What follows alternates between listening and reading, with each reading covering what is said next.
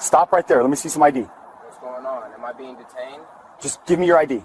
I can tell you my name. What crime are you investigating? You've been walking past driveways. People don't know you. That's why. Walking isn't a crime. Officer, I'm calling my dad. What happens when a patrol officer decides a black teen looks out of place in a quiet neighborhood and treats calm like guilt? It doesn't end with a simple check-in. Not when the officer starts fishing for a crime that isn't there. And not when the phones on the porches start rolling. Because this time the cameras didn't just catch an ugly moment. They caught an unlawful stop being built in real time. Quick thing, where are you watching from today? Drop your city, state, or country in the comments. And if you mess with stories where accountability actually shows up on paper, hit like and subscribe. Because this one turns on recordings, timestamps, and a person who knows exactly how the law is supposed to work. So here's where it picked up. Officer Brent Hollis had his patrol car angled just enough to control the sidewalk. Not fully blocking it, just making the point. He stood close, squared up, voice firm, asking for Malik Carter's ID like it was a routine thing.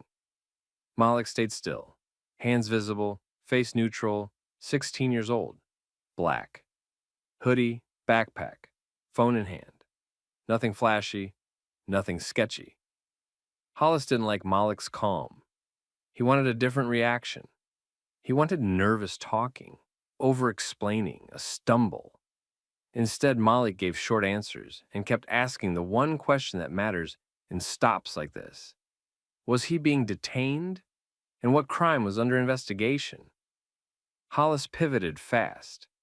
He told Malik he'd been seen walking past driveways and porches. He implied Malik was checking houses. He asked where Malik lived, then asked it again in a different way like the first answer didn't count. He pressed for a full address. Then he pressed for a reason Malik was walking there at all, like walking was something you needed permission to do. Malik didn't take the bait. He didn't get loud. He didn't get cute. He didn't perform panic to make the officer comfortable.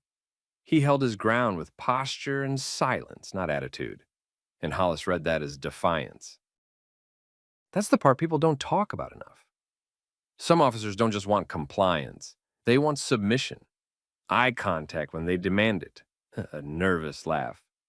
Yes, sir, on repeat. Malik wasn't giving any of that.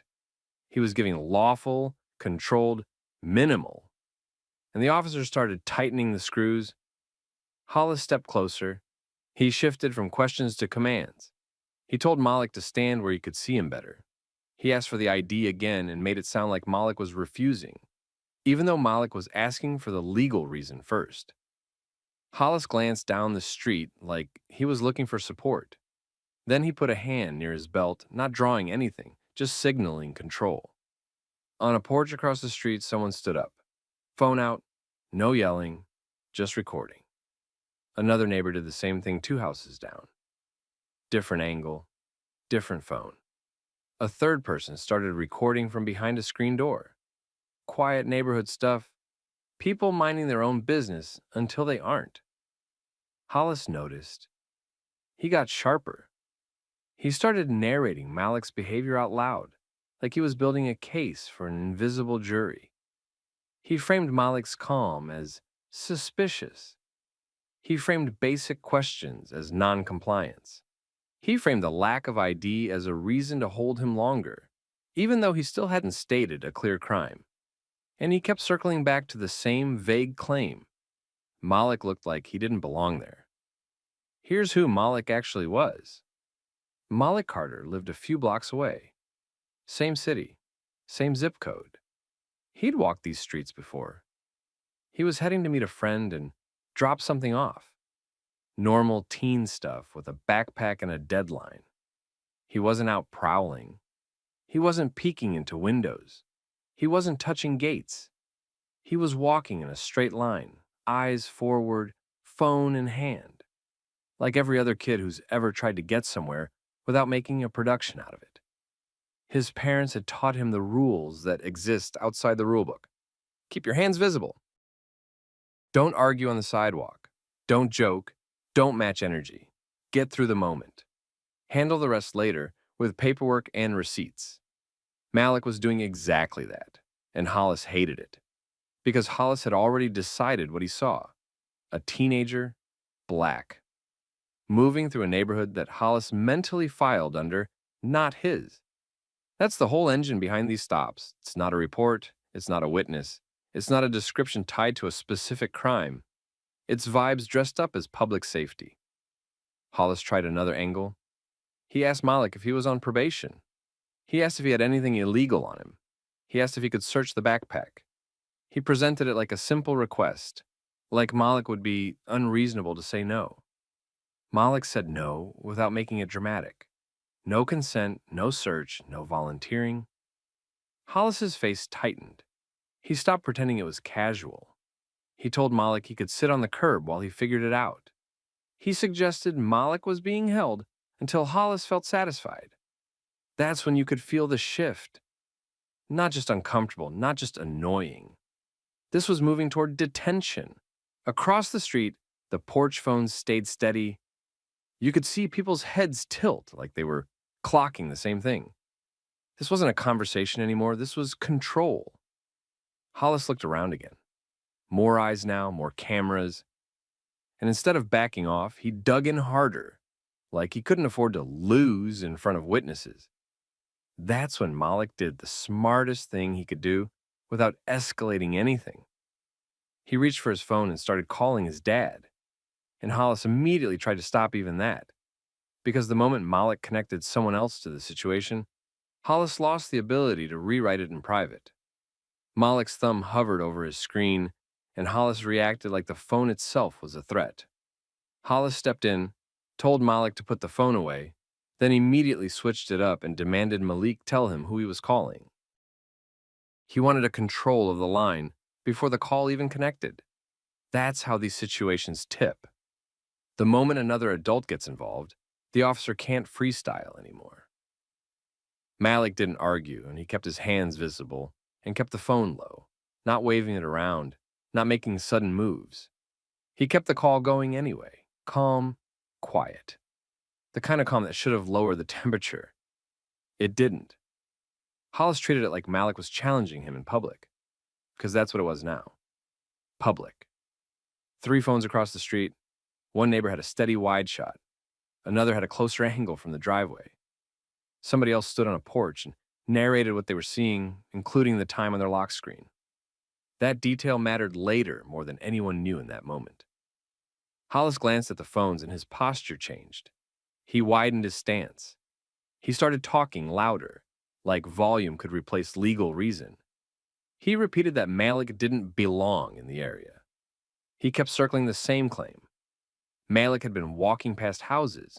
He pointed at driveways like they were evidence. Here's the problem. Walking past houses is what sidewalks are for. So Hollis grabbed for something else. He claimed there had been recent break-ins. He implied Malik matched the type of person involved. He never gave a real suspect description. No clothing, no height, no direction of travel, no call from a resident. Just vague warnings in a tone that said, "Trust me." Malik stayed with the basics. He asked if he was being detained. He asked what specific crime Hollis was investigating. He didn't mouth off.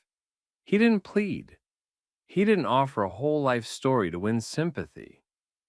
That's when Hollis went to pressure tactics. He told Malik to step back, then told him to step forward. Small commands. A compliance test disguised as officer safety. Hollis asked for Malik's full name and date of birth, then treated the hesitation, Malik thinking before answering, as another red flag.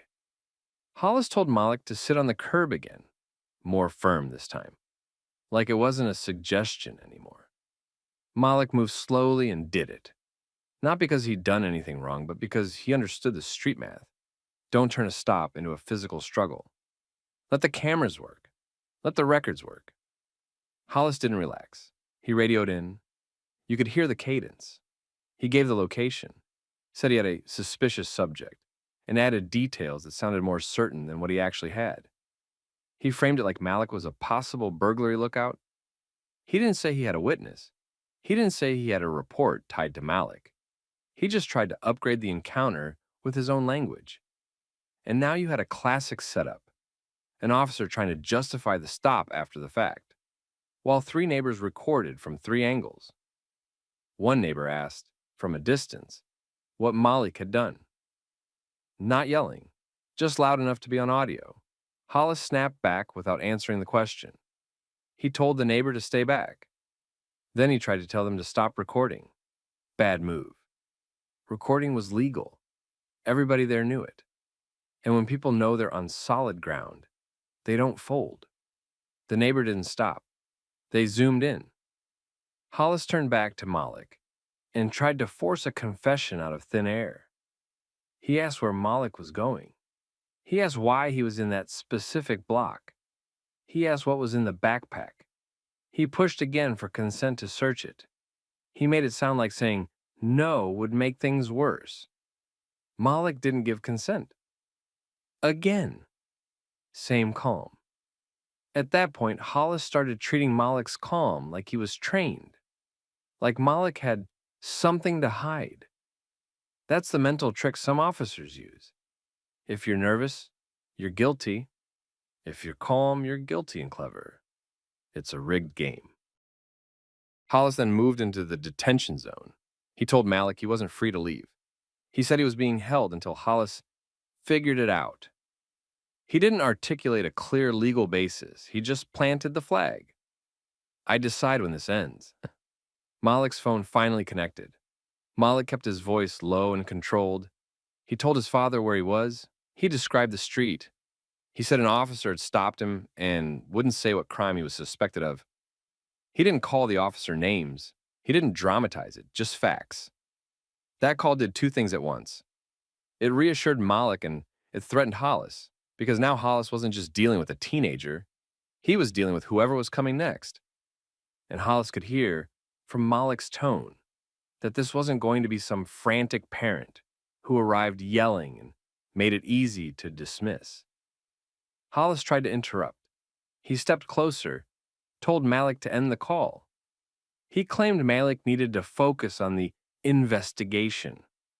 He warned that refusing to cooperate could lead to him being taken in. The porch cameras caught all of it. The order, the threat, the lack of explanation. And then another patrol unit rolled into view at the end of the street, slow and deliberate, like backup arriving to reinforce a story that still didn't have facts. Malik stayed seated. He didn't flinch. He kept his hands visible. He kept the call going until he could, because his father was already on the way, and he was close. Judge Adrian Carter arrived fast and quiet, parked clean, walked in with his hands open, no yelling, no dad voice, just control. Malik sat on the curb. Officer Hollis stood over him. A second unit lingered nearby. 3 neighbors recorded from porches and driveways. One of them kept saying the time out loud for the camera. Hollis tried to summarize the stop like it was solid. He claimed Malik looked out of place and seemed like he was checking houses. The judge didn't debate feelings. He forced facts. He asked what specific crime Hollis was investigating. Hollis had burglary concerns in the area. The judge asked what specific facts tied Malik to that crime. Hollis pointed to Malik walking past driveways carrying a backpack and not handing over ID immediately. The judge kept it tight. He asked if dispatch sent Hollis to a call about Malik. No. He asked if any resident reported a teen matching Malik's description right then. No. He asked if Hollis saw Malik try doors, enter yards, peer into windows, or handle property. Hollis couldn't say yes. That's where Hollis started shifting. He tried to pivot from what Malik did before the stop to how Malik acted during the stop. He framed calm answers and basic questions as uncooperative behavior. The judge cut that off. He asked if Malik was being detained. Hollis said yes, then tried to soften it by calling it temporary. The judge made him own the legal basis. He asked what reasonable suspicion existed at that moment, tied to a specific crime. Hollis started stacking phrases instead of facts. Officer safety, totality, preventive policing, neighborhood issues. He sounded like he was building a story while standing inside it. The neighbors' phones caught every version. Earlier it was out of place, then walking past houses, then break-ins, now complaints. The timeline didn't match the confidence. Then Sergeant Elena Ruiz arrived. She didn't waste time. She asked Hollis for the reason for detention. Hollis tried again, but he trimmed his language. He avoided out of place now. He leaned on recent break-ins. Ruiz asked for the specific call, bulletin, or description. He didn't have one. Ruiz looked at the phones, looked at Malik, looked at the judge. She made the only smart new move left. She ended the stop and told Malik he was free to go. Malik stood up slow, hands visible. No celebration. He walked to his dad. Before they left, the judge delivered one line for the record. He said a hunch wasn't a statute. Judge Carter didn't treat it like a bad day. He treated it like a record. That night, he wrote everything down while it was fresh. Exact time Malik left the house. The street where Hollis stopped him. When the first neighbor started filming. When Hollis said Malik wasn't free to leave. When Ruiz arrived. When Malik got released. He didn't write feelings. He wrote a timeline. Next morning, he requested the footage and logs the way he'd request evidence in a case. Bodycam from Hollis in the second unit. Dashcam, dispatch audio, CAD notes. Any break-in bulletin Hollis claimed he was responding to. The officer's report. Any supervisor notes. Anything tied to that stop number. Then he filed a formal complaint with the department, not a rant. A clean, detailed document with timestamps and specific claims. Unlawful stop, detention without articulable reasonable suspicion, attempted search without consent, interference with Malik's phone call, and escalation once recording started. The city couldn't bury it because the porch videos were already out. Multiple angles, clear audio. And the neighbor who said the time out loud? That made it easier to line up with dispatch logs. When the body cam and call logs came in, the whole thing got simple. Hollis's report didn't match what the cameras showed. In the report, Hollis tried to make it look like Malik's actions before the stop were the reason for the stop. But the footage showed Hollis started with out-of-place energy and only later added break-ins language once Malik didn't fold. In the report, Hollis implied Malik refused lawful commands. The video showed Malik complied with positioning, stayed seated, kept hands visible, and only refused two things: consenting to a search and giving extra info beyond what the law required. In the report, Hollis framed the detention like it was brief and necessary. The neighbor videos and dispatch timestamps showed it dragged, and nothing new came in that justified holding Malik. Then the city had to answer a question they didn't want on paper. What crime exactly was being investigated when Malik got told he wasn't free to leave? They couldn't answer it without admitting the truth. So Judge Carter filed a civil rights lawsuit focused on the unlawful stop and detention, not a racism lawsuit built on vibes. A clean constitutional claim built on recordings, logs, and contradictions. Discovery made it worse for the city. Depositions forced Hollis to explain each shift in his story. He tried to justify it as evolving observations. The video showed it was evolving excuses. Call logs showed there was no dispatch-driven reason to stop Malik. No matching suspect description. No call for service about him. No bulletin tying Malik to anything specific at that time and place. The city's lawyers saw the same problem every time they turned a page. If they defended the stop, they defended a hunch. If they defended the detention, they defended holding a kid with no stated crime. That's not a case you win with a jury.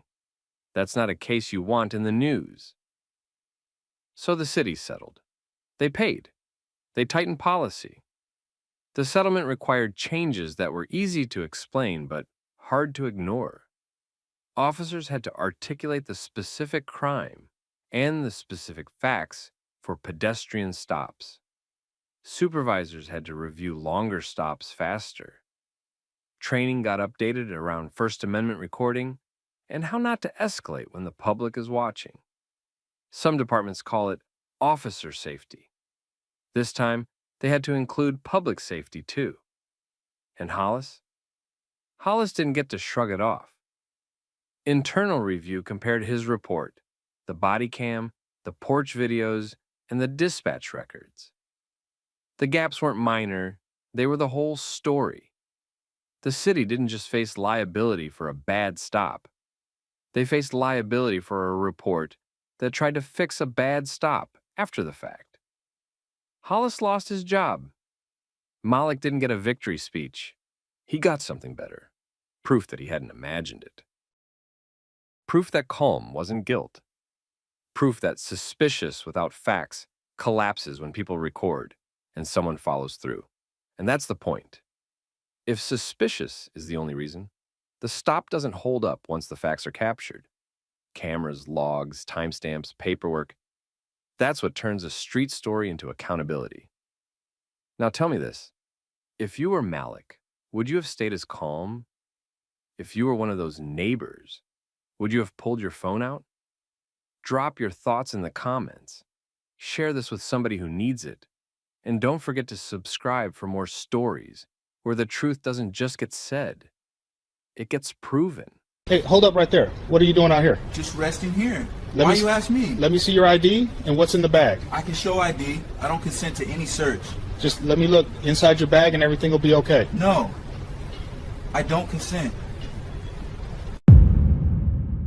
What happened when officers rolled up on a disabled black veteran sitting in his wheelchair outside a plaza, demanded proof he belonged, and kept tightening the rope after his ID checked out?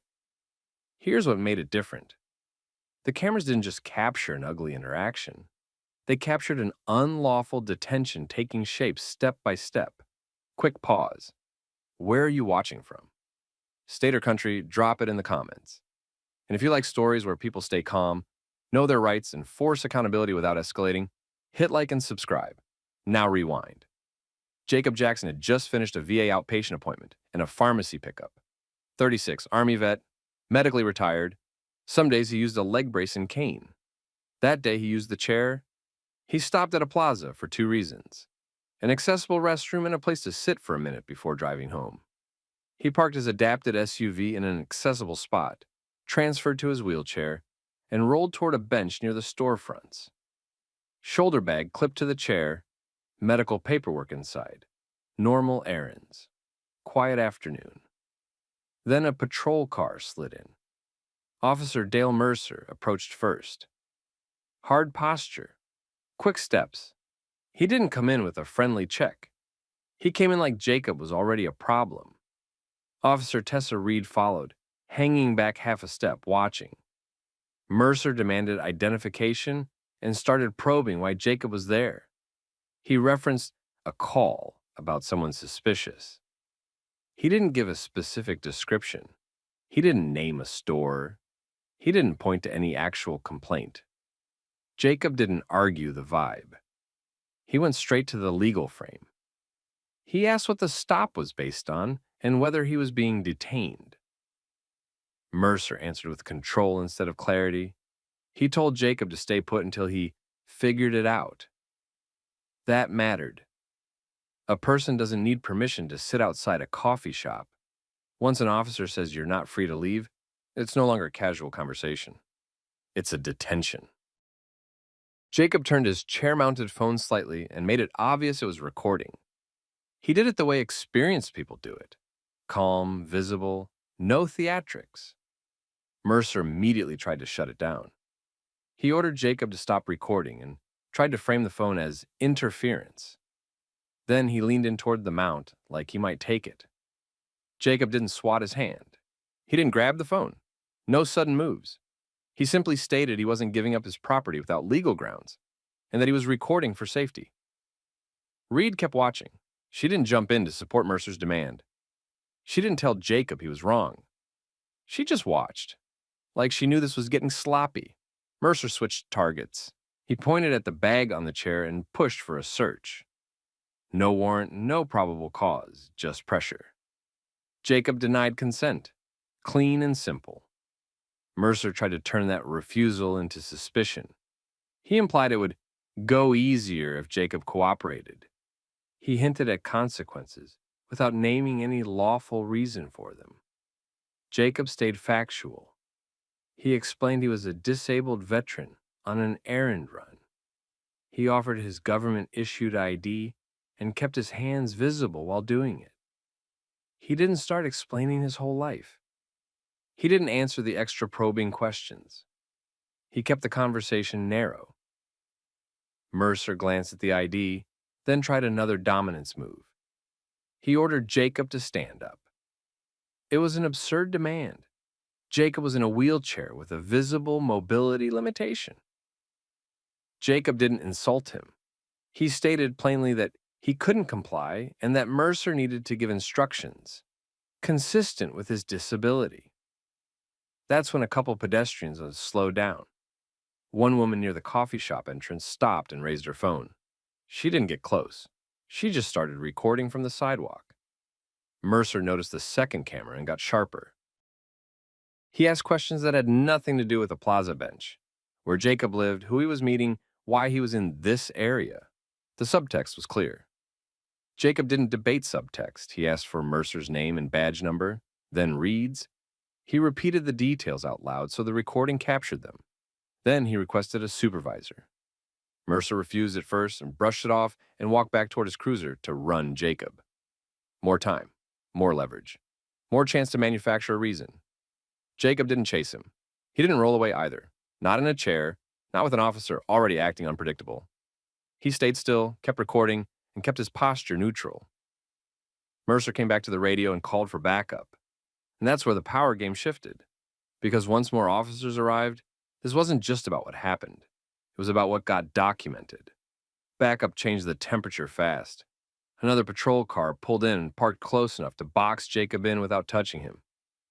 That wasn't an accident. It signaled control. Officer Mercer started talking first, trying to lock the story before anyone asked questions. He told the new officer there had been a call about someone suspicious near the storefronts. He said Jacob matched. He said Jacob refused to cooperate. Same play every time. Turn a calm person into a problem on paper.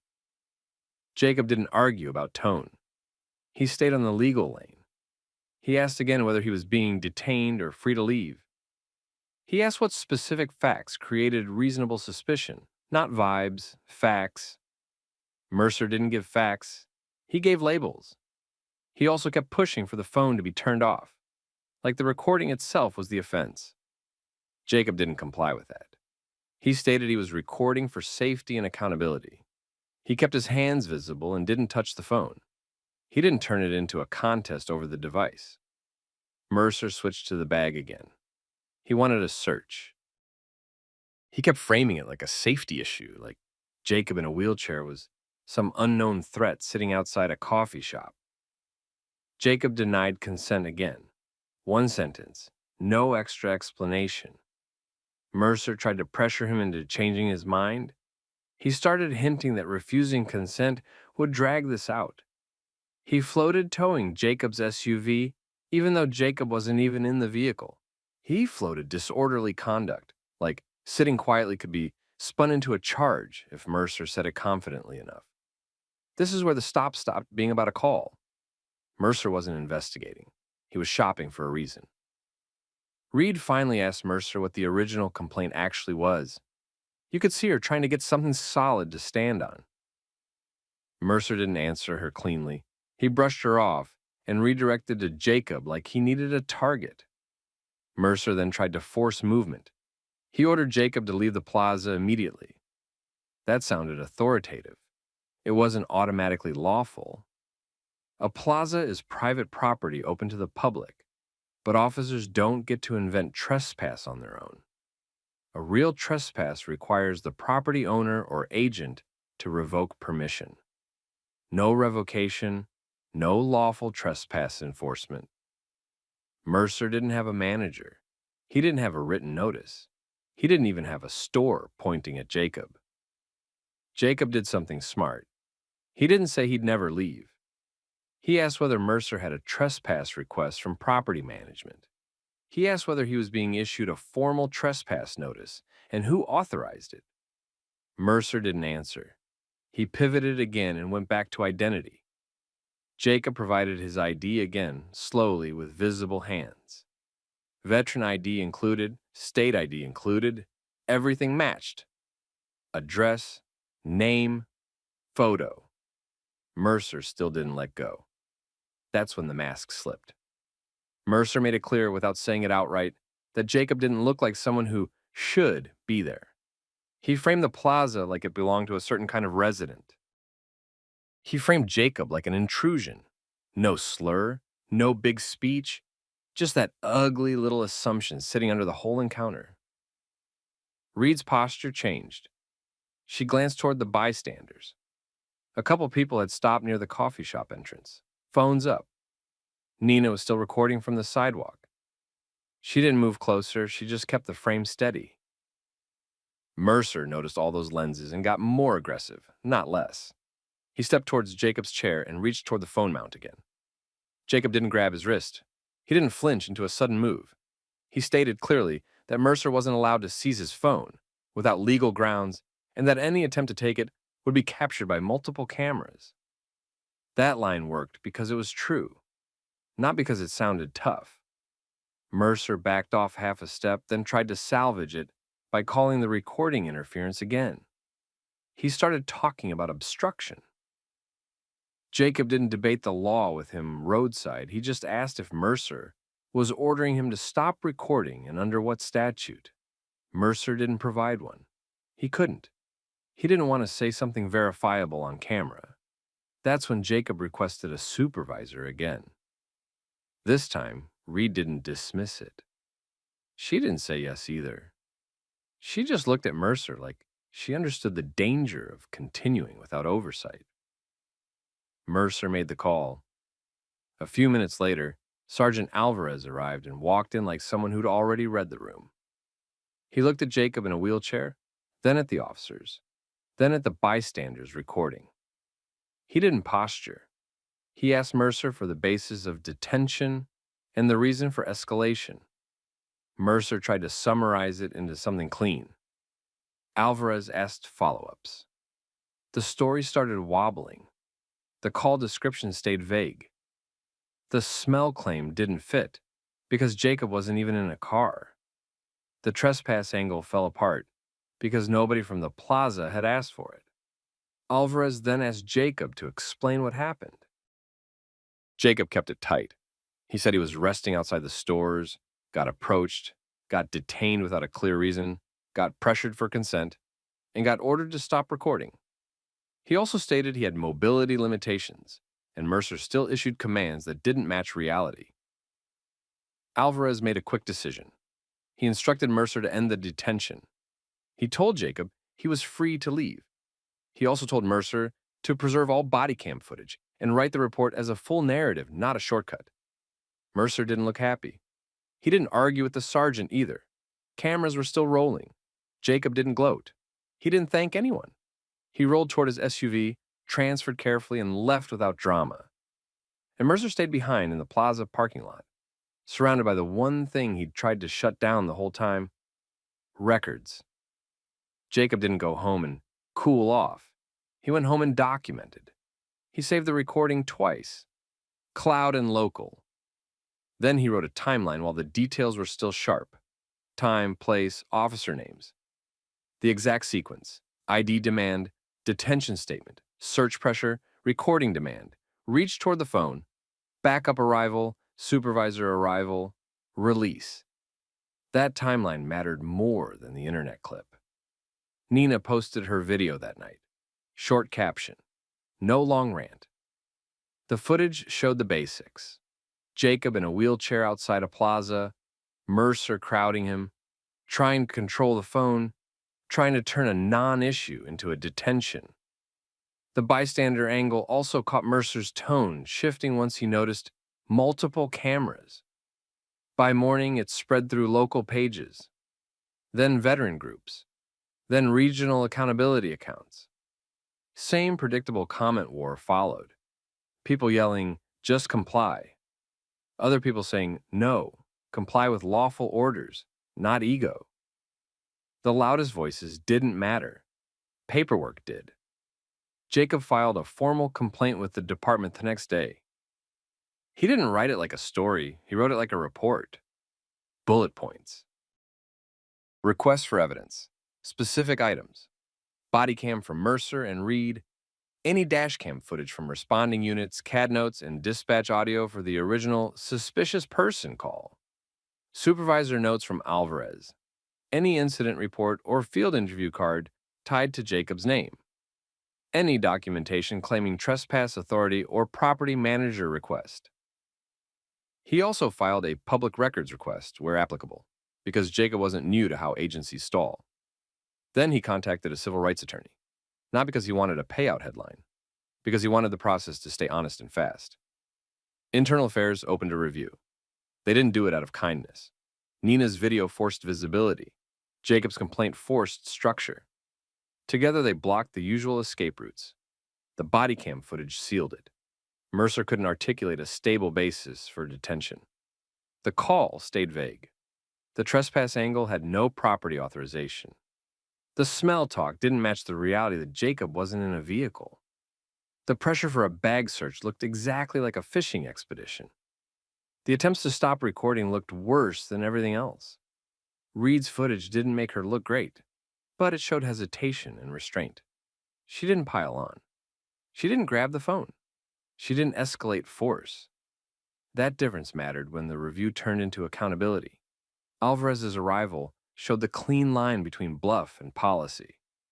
The moment a supervisor demanded facts, the stop collapsed. The department tried to contain it with a short statement. Standard language. Reviewing the incident. Taking it seriously. No details. Behind the scenes, the consequences hit. They pulled Mercer off patrol during the investigation. Then came discipline. The final decision landed after the internal review wrapped. Mercer lost his job. They also mandated retraining for Reed and her unit on detentions, consent searches, and recording. Not because training fixes everything, but because the department needed documented corrective action once the city started asking why a disabled veteran got treated like a suspect on a plaza bench. The plaza itself got dragged into it too. Management released their own statement saying they never requested a trespass and never asked officers to remove Jacob. That mattered. It stripped away one more excuse. Jacob didn't celebrate online. He didn't do victory videos.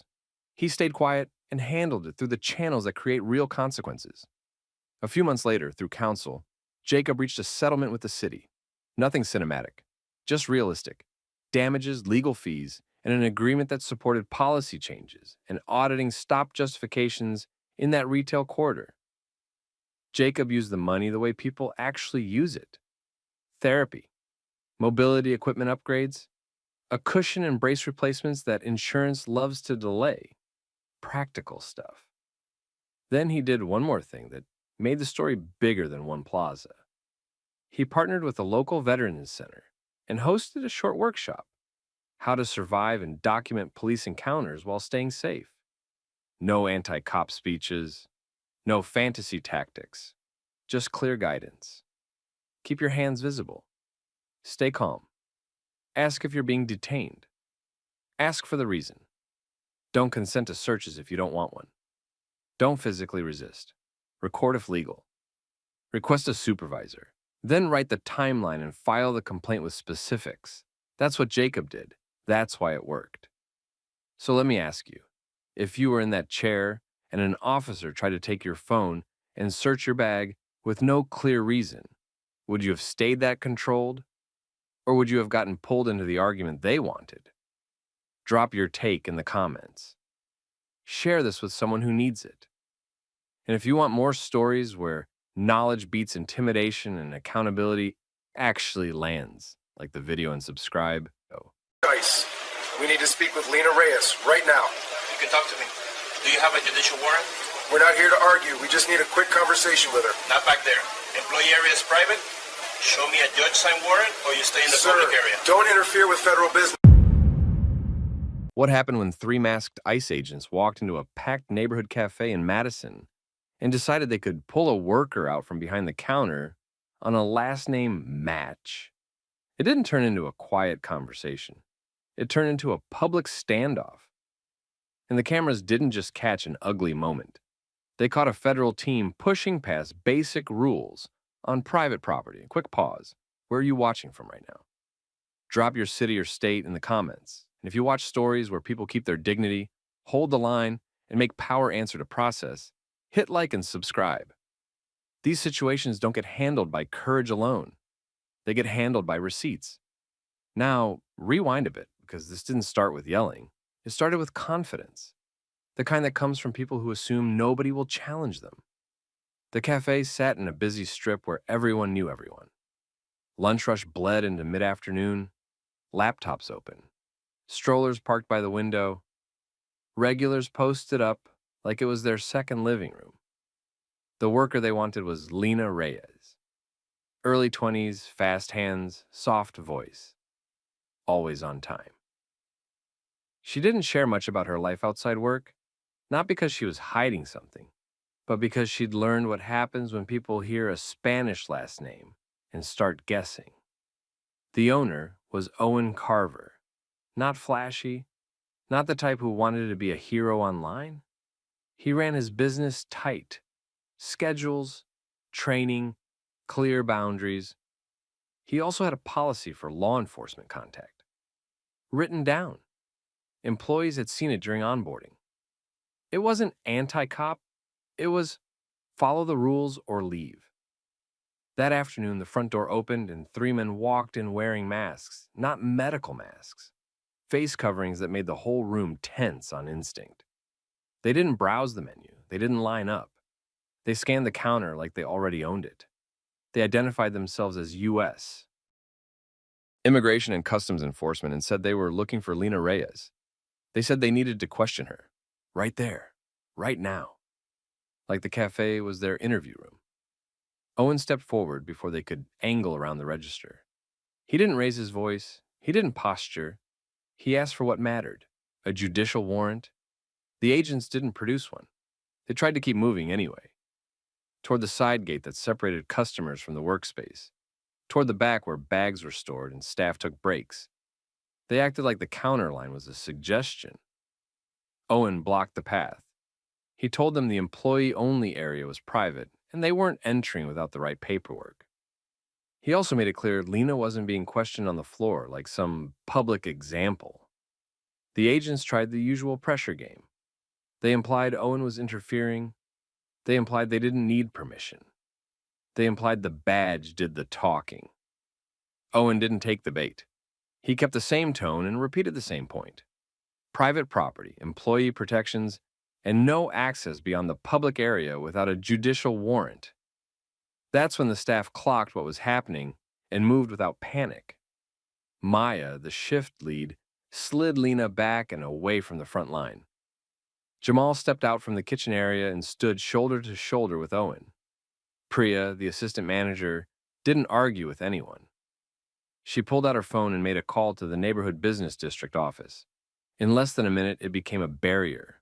No shouting. Just a line that said, "You're not walking through us." Customers started recording. The agents kept trying small moves. Step left. Step right. Lean forward like they might slip through a gap. They looked for the weak spot. There wasn't one. They tried changing the target. They pointed toward Lena again, even though she wasn't in reach. They wanted her to react. They wanted fear. Fear makes people talk fast. Fear makes people comply. Lena didn't give them that. She stayed behind the staff line, hands tight, eyes forward, breathing shallow. She looked like someone forcing herself to stay steady because she knew one wrong move could become a headline. Owen stayed locked in, calm, procedural. He didn't debate immigration. He didn't argue politics. He kept it on one track, authority has limits and paperwork matters. That's the part a lot of people miss. He didn't win the moment with the speech. He won it by refusing to let them change the rules mid-play. Then the agents made their biggest mistake. They kept pushing after being told no. They kept trying to turn private space into their workspace without the authority to do it. And that's when Priya's call paid off. Because the neighborhood business district's legal counsel didn't send an email. She showed up. Naomi Park walked in. She came in focused, with that look attorneys get when they're already sorting facts into categories. Lawful, not lawful. Liability, exposure. She asked to see what the agents had. They handed over papers like it would end the conversation. Naomi read them. Right there in the cafe. In front of witnesses. In front of cameras. And her expression didn't say, okay. It said, problem. Naomi didn't treat it like a debate. She treated it like a compliance check. She looked at the paperwork the agents brought in and immediately separated what they wished it meant from what it actually authorized. She pointed out the problem in plain terms. Nothing in their hands gave them the right to enter employee-only space, force on-the-spot questioning, or detain someone inside a private workplace just because they wanted to. That shift mattered. Up to that moment, the agents tried to run the room on confidence. Naomi ran it on process. Owen stayed in the same spot. Staff stayed locked in. That human line didn't wobble. The agents tried a new tactic. They leaned into the idea that they only needed a quick conversation and that everyone was overreacting. Naomi cut that off by explaining that workplace encounters don't work on vibes. Authority has lanes. If they wanted access past the public area, they needed the right kind of warrant. A judge-signed one. Then, she went sharper. She warned them they were drifting into trespass and interference with a business operation.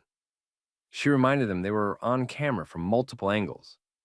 Security cameras, too. She didn't threaten. She just described the exposure like a weather report. The agents clocked the cameras again. You could almost see them recalculating in real time. One agent tried to flip the pressure onto Owen, implying he was blocking lawful federal work.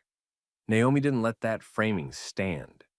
She made it clear Owen didn't have to help them reach an employee inside a protected area. If they lacked judicial authority, the business had every right to deny access, period. That's when the agents tried to create a workaround. They attempted to call Lena out to the public area, not by asking politely, by acting like they could summon her the way a manager summons an employee, like she was obligated to step forward and make it easier for them. Lena didn't move.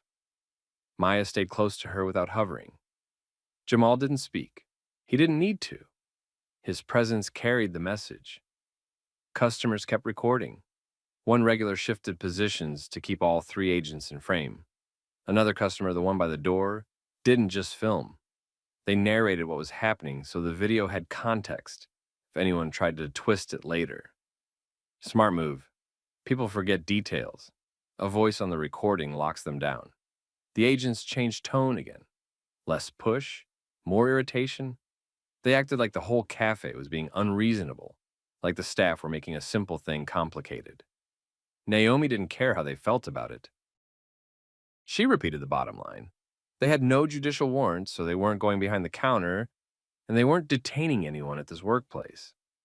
If they stayed and kept pressing, they risked turning this into a trespass situation with witnesses and video. The longer they stood there, the worse it got for them. Owen backed her up with the same calm posture he'd kept from the start. He didn't argue motives. He didn't accuse them of anything. He just refused to let them set the terms. That's when the agents finally started to lose their grip on the room. They couldn't isolate Lena. They couldn't get behind the counter. They couldn't scare Owen into stepping aside. And they couldn't stop the filming without making the situation even more radioactive. So they did what people do when they realize the record isn't going their way. They left the cafe without touching Lena, without speaking to her, without stepping behind the counter. And the second the door shut behind them, the whole place exhaled. Lena's hands started shaking after it was over, not during. That delayed reaction hit hard. It usually does. Your body waits until you're safe to let you feel it. Owen went straight into manager mode. He asked Priya to pull the security footage and back it up immediately. He asked Maya to write down a timeline while it was fresh. Times, positions, what each agent did, what they tried, who recorded, all of it. Naomi told them to preserve everything and keep communications tight. No random posts from staff that could muddy details. Let the evidence speak. Let counsel handle the rest. Meanwhile, the customers uploaded clips to social media before the staff finished wiping down the counter. Same core truth. Masked ICE agents walked into a neighborhood cafe and tried to pressure their way to a worker without the proper warrant, and the entire room refused to cooperate. By that night, people weren't just talking about the cafe. They were talking about how easily a last name can become a target. And within days, Lena sat across from an immigration attorney who didn't start with reassurance. He started with questions. What record? What match? What identifier? Because something about it didn't add up. The internet did what it always does when there's clean video and a clear power imbalance. It picked a side fast. People didn't just share the clip. They dissected it, frame by frame.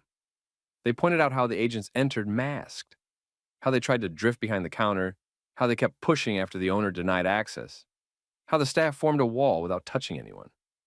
That detail mattered. The cafe didn't give anyone an excuse to claim threat. They just refused entry.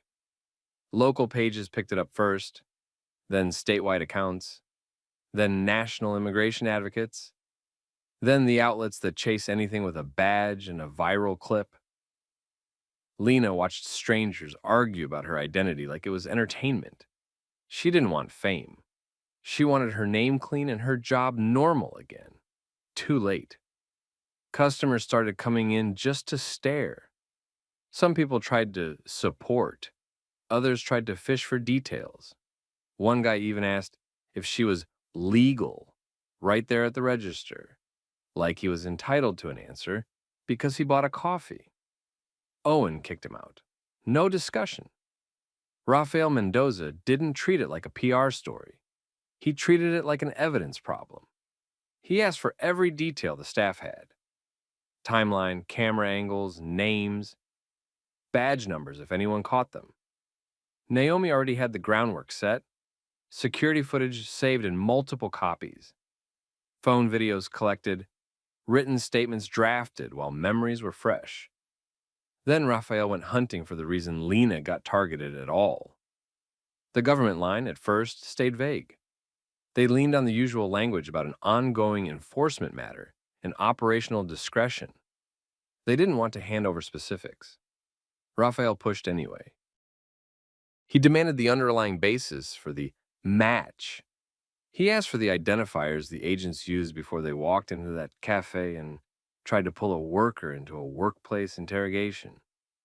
When the records finally surfaced through the legal process, the match looked worse than anyone expected. It wasn't a direct hit tied to Lena. It traced back to Lena's sister. An old immigration record that should have stayed attached to one person, one file, one set of identifiers. Somewhere along the line, a database association linked Lena to it. Last name, family connection, maybe a shared address years ago. The kind of lazy linkage that software creates when humans don't force it to be precise. The agents didn't cross-check basics before showing up. No meaningful confirmation, no clean photo comparison, no verified date of birth match, no make sure this is the right person step. They moved on a name and a flawed system suggestion, like it was enough. That's when this stopped being a scary afternoon story and became a lawsuit. Lena filed against the U.S. Department of Homeland Security and U.S. Immigration and Customs Enforcement, exactly the way her legal team planned it. Not as a vague complaint. As a tight documented chain of actions, entry, pressure, attempted access beyond public space, attempted workplace questioning without proper authority, continued push after denial, all captured on video. The defense tried the predictable angle. They implied the agents only intended a consensual contact. They tried to paint the cafe's resistance as misunderstanding. They tried to shrink the encounter into a harmless check-in. The footage didn't cooperate. Depositions made it worse. Under oath, the agents couldn't dress it up the way they did in the moment. Their own answers showed the shortcuts, the lack of verification, the choice to arrive masked in a public business, the choice to keep pushing once the owner refused entry, the choice to treat a workplace like a hunting ground. And the attorneys didn't just ask what they did, they asked what training said, what policy required, what supervisors approved, who told them the database hit was good enough, who signed off on moving without deeper confirmation. That dragged supervisors into it.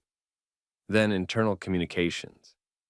Then the agency had to explain, in plain English, why 3 agents walked into a cafe and tried to get to an employee without the kind of warrant Naomi asked for on minute 1.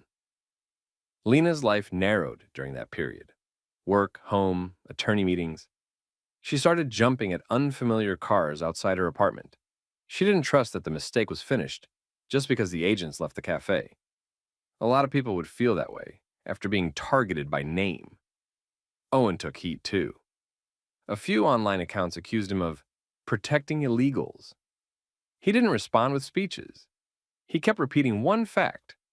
His business followed the law, and the agents showed up without judicial authority to go behind the counter or detain someone at work. More businesses in the district started calling Naomi. They wanted copies of that law enforcement contact policy. They wanted training for their staff. They wanted the same calm script Owen used, because they saw how fast a normal day can turn. Months later, the case didn't fade. It sharpened. The judge let key claims move forward. Motions got argued. The public watched. The video stayed online. Every time someone tried to spin it, another angle surfaced. And then the date landed. Federal trial.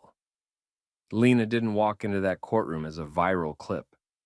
She walked in as the plaintiff with evidence, witnesses, and sworn testimony, showing the system didn't just make a mistake.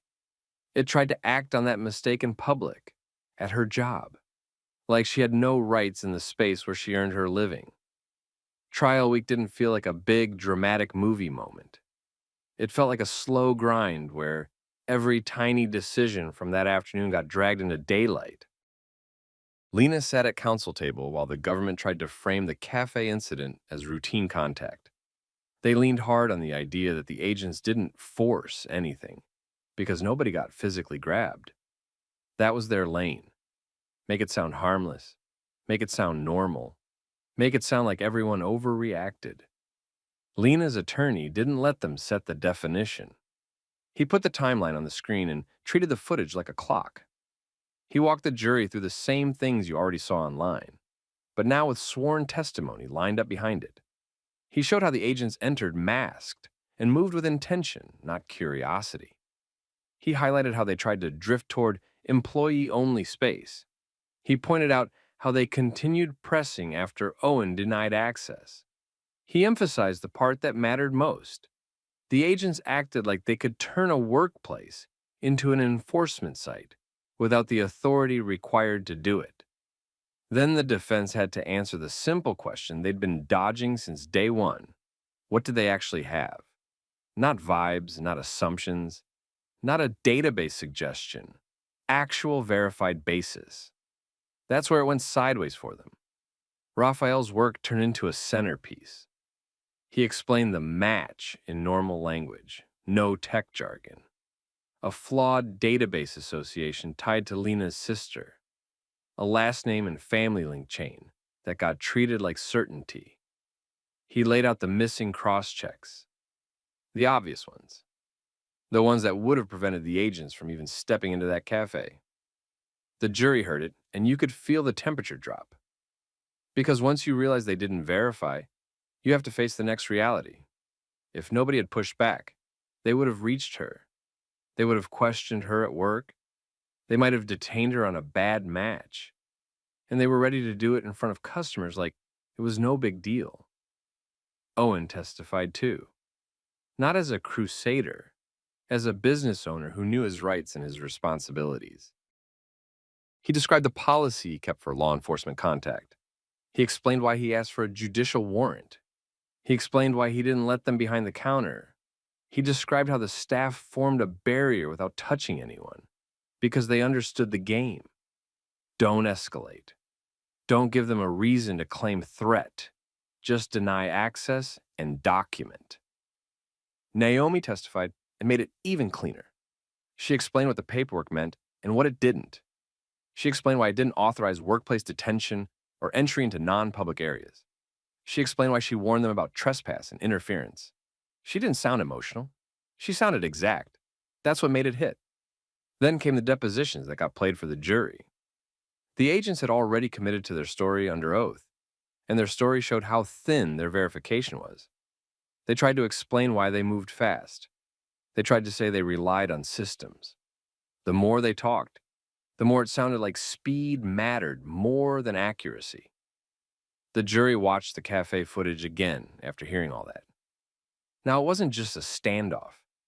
It was proof of intent, movement, pressure, a refusal to accept no until legal counsel showed up and made the risk real.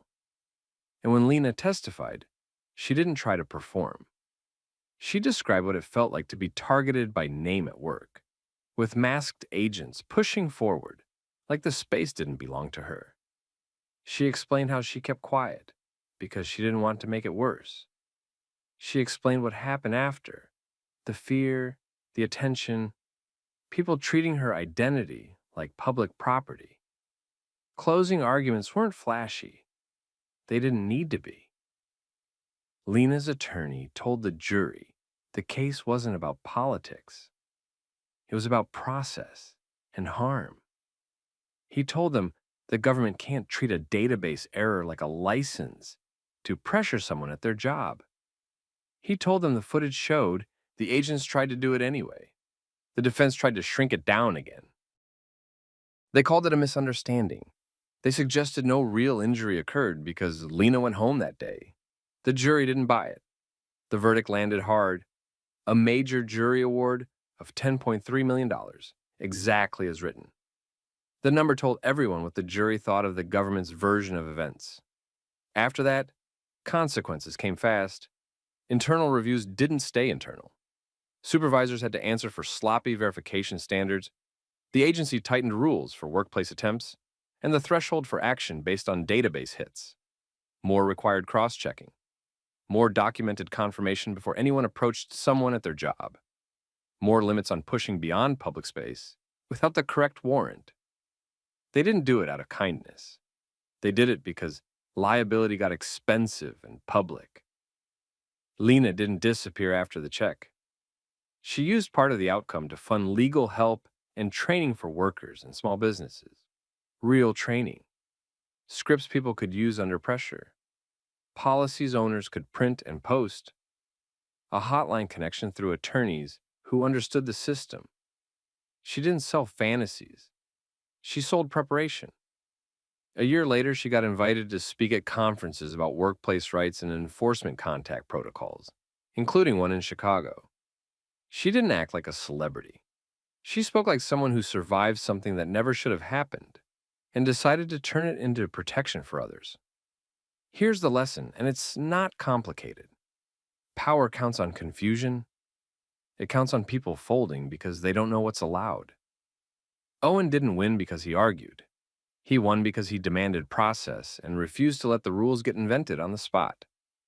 Lena didn't win because she got lucky.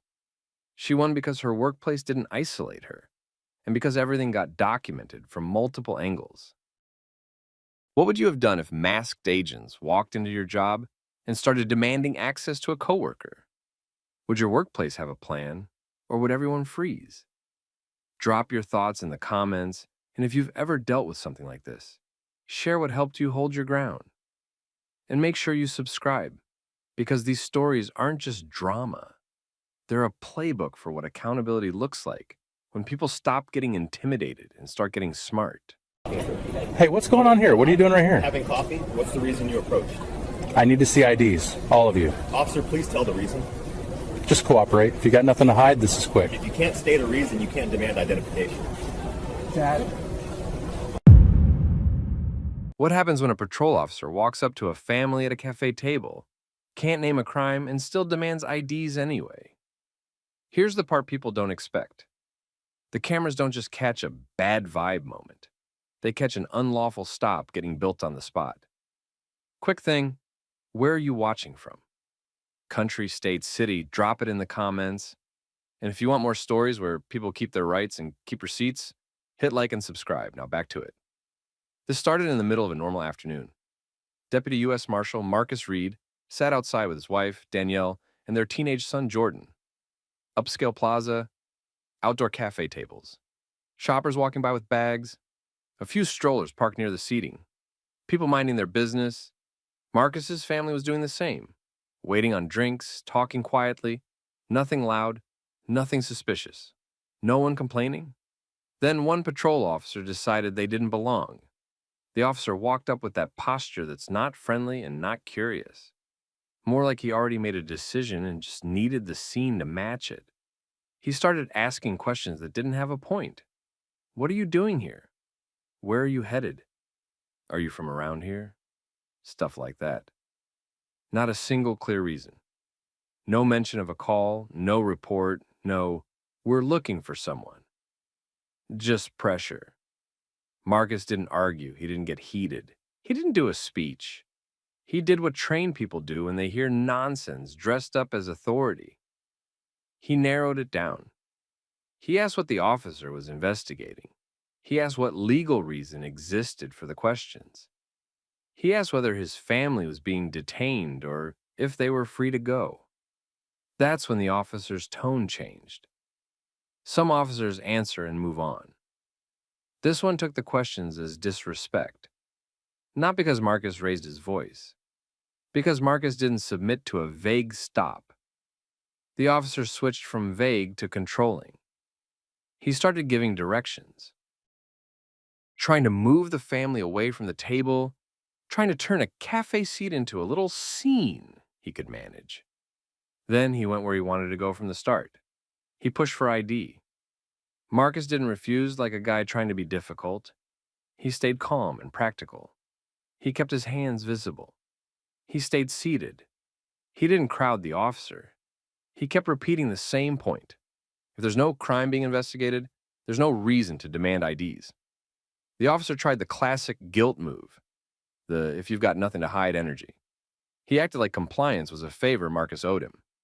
Marcus didn't give him that, because Marcus knew how reports get written when there's no video. A vague approach becomes reasonable suspicion. A calm question becomes aggressive behavior. A family sitting still becomes refusing lawful commands. Marcus wasn't going to hand him material. So Marcus started recording, quietly, not performative. Phone held steady. Enough to catch the officer's face, his distance, his tone. Danielle started recording too from her side of the table. 2 angles, 2 audio tracks. That mattered. The officer noticed, and once he saw the phones, he got worse. He tried to control the story in real time. He started talking like he was narrating for supervisors later. He leaned into words like non-compliance without ever naming a lawful order.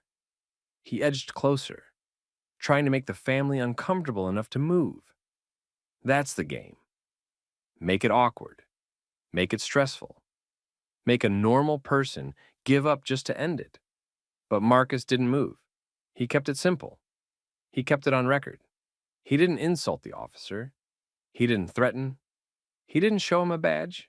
He didn't need to. He just kept forcing the same question. What exactly is the reason for this stop? Jordan sat there watching all of it. That detail matters. A teenager doesn't hear policy. He hears tone. He watches who gets treated like a problem and who gets treated like a customer. Jordan's face tightened. Danielle noticed and kept him steady, a small hand on his arm. Quiet reassurance, no drama. People around them started to notice, too. At first it was the usual. Quick glances, then eyes down. Nobody wants to be involved. Then they saw the basics of it.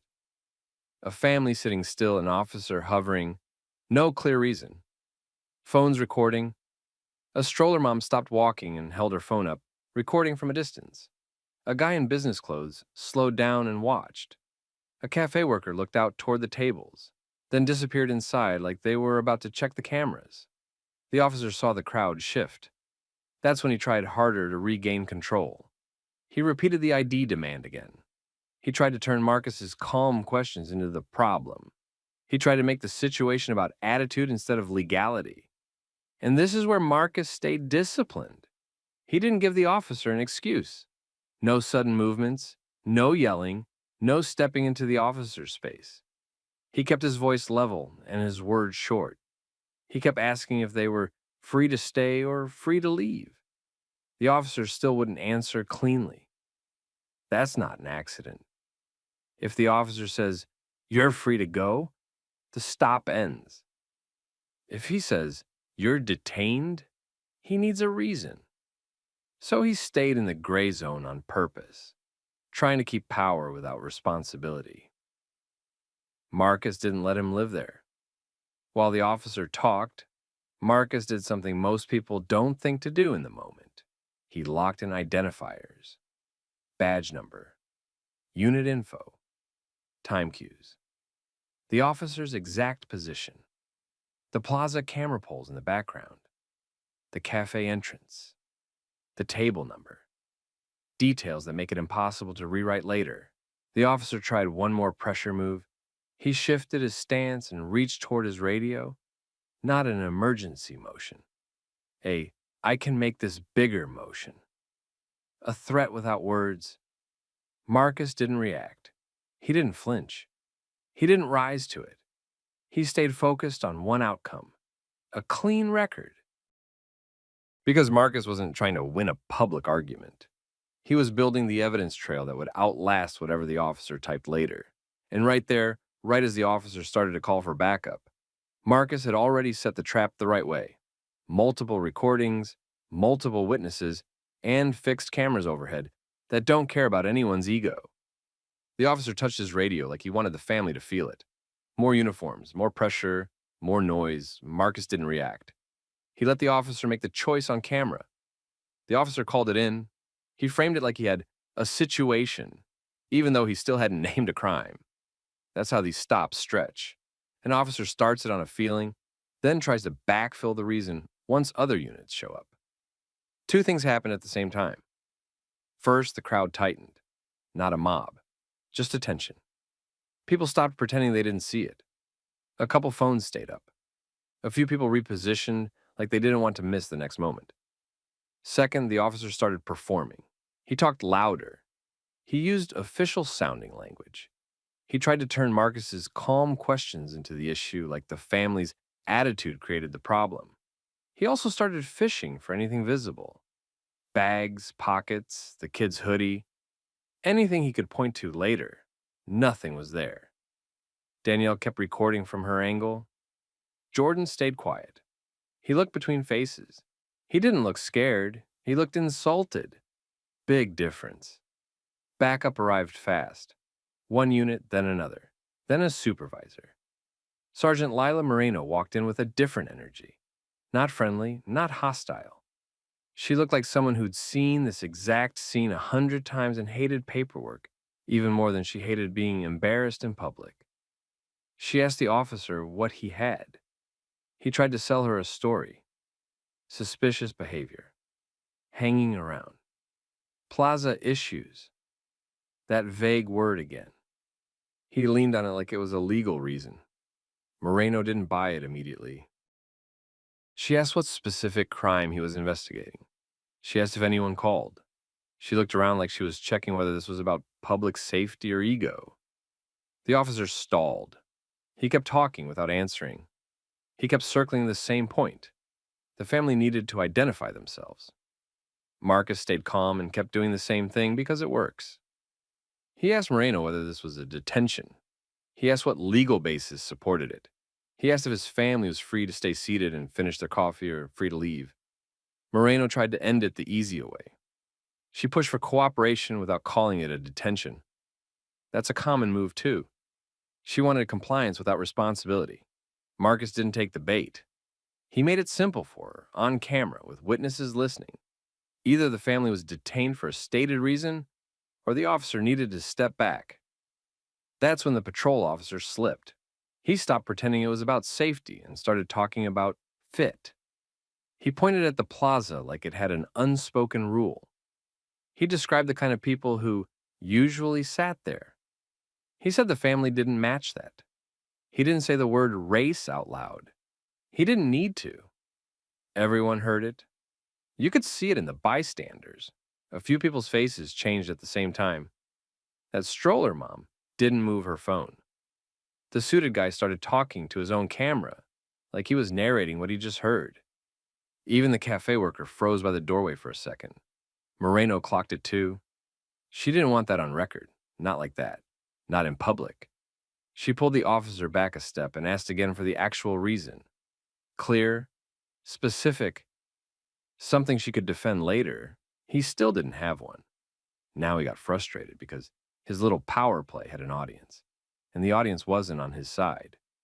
He tried one more time to force the ID demand, acting like repetition made it lawful. Marcus kept his voice steady and his words short. He didn't argue motives. He didn't accuse. He didn't call names. He just made Moreno answer the only question that mattered. Were they free to leave? Moreno finally did what supervisors do when the video looks bad and the legal basis looks worse. She shut it down. She told the officer to end it. She told the family they weren't detained. She tried to smooth it over without admitting fault, but she also didn't order Marcus to hand over anything. That alone told you she knew the stop didn't stand up. Marcus didn't celebrate. He didn't posture. He stayed seated for a beat longer and made sure the ending was on video. Then he did another smart thing. He asked for names and badge numbers while everyone was still standing there. Moreno gave hers. The other units did too. The patrol officer hesitated, then gave his. Marcus also made sure the cameras got called out. He didn't argue about whether cameras existed. He treated it like a fact and acted accordingly. He looked at the poles. He looked at the cafe entrance. He looked at the layout like he was mapping it, because he was. Danielle stayed composed the whole time. She didn't say much. She didn't need to. Her phone did the talking. Jordan didn't say anything either, but he watched his dad hold a line without turning it into a scene. That mattered more than any lecture. The family stood up calmly. They didn't rush. They didn't apologize. They didn't try to prove they belonged. They just left. And the patrol officer had to stand there in front of his supervisor in a half circle of witnesses with no crime, no call, no legal reason, and multiple cameras recording how he tried anyway. That's where the real story started. Marcus didn't go home and cool off. He went home and locked the record down. He knew how these things get rewritten. First the report, then the language, then the little details that magically make the stop sound justified. He wasn't letting the paper beat the video, so he moved fast. He backed up both recordings, his and Danielle's, full files, originals preserved, copies stored in more than one place. He wrote the timeline while it was still sharp, minute by minute, where the officer stood, when backup arrived, when the supervisor showed, which cameras were visible, what the officer demanded, what he refused to explain. Then he went after fixed footage. The cafe had cameras. The plaza had cameras. Those systems overwrite on a schedule and nobody warns you. Marcus contacted the cafe manager first and asked for preservation, not a casual, "Can you send me a clip?" He asked what angles covered the table and the walkway. He asked the retention window. Then he contacted plaza security. He reached the security manager and made it clear this needed to be held as evidence, not a customer service issue. He gave the exact time block, the table location, the officer's position, the direction units arrived from. The manager placed a hold on the footage and logged it. That mattered. When footage is logged, it doesn't vanish. Bystander video came next. The stroller mom had a clean angle from a distance. The suited guy had longer footage with the crowd's reaction and the officer's body positioning. Marcus didn't argue with them online. He didn't make it a comment section war. He reached out privately, asked for the raw files, and got them transferred without compression. Now he had multiple sources that didn't depend on him. 2 family recordings, 2 bystander recordings, cafe camera export, pending plaza, security export, pending. That's when he filed the complaint, not a rant, not a speech. A structured statement with names, badge numbers, unit identifiers, and the core facts. An officer approached a family in a public place, couldn't name a crime, demanded IDs anyway, treated basic clarifying questions as attitude, escalated after noticing recording, and tried to keep the encounter in a gray zone where the family wasn't detained, but also wasn't free. He also requested the stuff departments hate being forced to produce. Dispatch logs for that time window, any call for service tied to that plaza body camera video from involved units, CAD notes, supervisor notes, unit arrival times. If the officer later claimed there was a complaint, those logs would either support him or expose him. No wiggle room. Internal Affairs responded fast. Not because they suddenly grew a conscience, because this one had risk all over it. Multiple recordings, a crowded upscale plaza, a teenager present, witnesses with no connection to the family. And Marcus wasn't some random guy they could dismiss. He came with a clean packet and a professional chain of custody mindset. The department issued an evidence preservation order. That locked down body cam, dispatch, radio traffic, and internal notes. No accidental deletion, no camera error, no convenient gaps. They pulled the officer off patrol pending review. Days later, the fixed footage landed, and it hit different than phone video. Phone footage catches sound and emotion. Fixed cameras catch distance, timing, and movement. They show who closed space, who hovered, who tried to reposition people. They show how long an officer stayed without naming a reason. They show whether anyone acted suspicious before the officer arrived. This footage showed a family sitting still, waiting on drinks, calm. It showed the officer initiate the contact. It showed him remain there while refusing to anchor the stop to any specific investigation. It showed him getting sharper the moment recording started. It showed the crowd noticing. It showed the supervisor coming in and trying to end it without owning it. That's where the officer's story started collapsing, because his report tried to frame it like he responded to concerns. The dispatch logs didn't back that up. No call tied to the family. No complaint describing them. No matching report from a business. Nothing. Internal Affairs didn't stop at the one incident. They pulled his stop history in that district. Same plaza, same shopping corridor, same vague issues language, same pattern of ID demands during consensual contacts that somehow turn into detentions when people ask questions. And the older complaints that went nowhere suddenly looked different when placed next to video that matched the same behavior. Now, the department had 2 problems. 1, this incident was bad on its own. 2, the pattern suggested it wasn't a one-time mistake. That's when consequences stopped being theoretical. The officer went from temporary reassignment to administrative leave. Then the department hit him with a sustained finding for an unlawful detention attempt and conduct unbecoming. They didn't have to debate motives. They didn't have to argue about vibes. The footage and logs did the job. Discipline followed. Real discipline. He lost street duty. He lost overtime, privileges tied to patrol. He took a long suspension without pay. The department also put a formal note in his file that triggered progressive discipline if he repeated anything similar. That part mattered more than people realize. It boxed him in. He appealed. Of course he did. His union tried the usual angles. officer safety, totality of circumstances, public order. They tried to turn the family's calm refusal into the justification. They tried to call questions non-compliance. But video doesn't care about buzzwords. The appeal didn't erase the findings. It reduced nothing meaningful. The discipline stayed. Then the city moved into damage control mode. A civilian oversight office requested the full file. The department had to provide it. The footage was too clean to bury and too public to gamble with.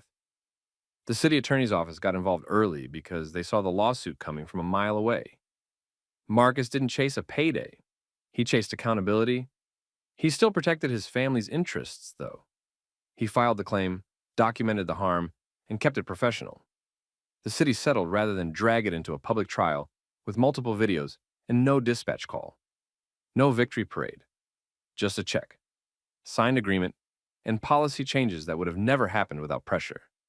The department updated procedure for consensual contacts in business districts. They tightened language around ID demands. They pushed a training block on the difference between a conversation and a detention with a reminder that you don't fit here isn't reasonable suspicion. Supervisors got directed to intervene faster when an officer can't articulate a crime. The plaza also updated its own protocol for footage preservation requests, so security staff wouldn't treat incidents like customer complaints. Now, the personal part.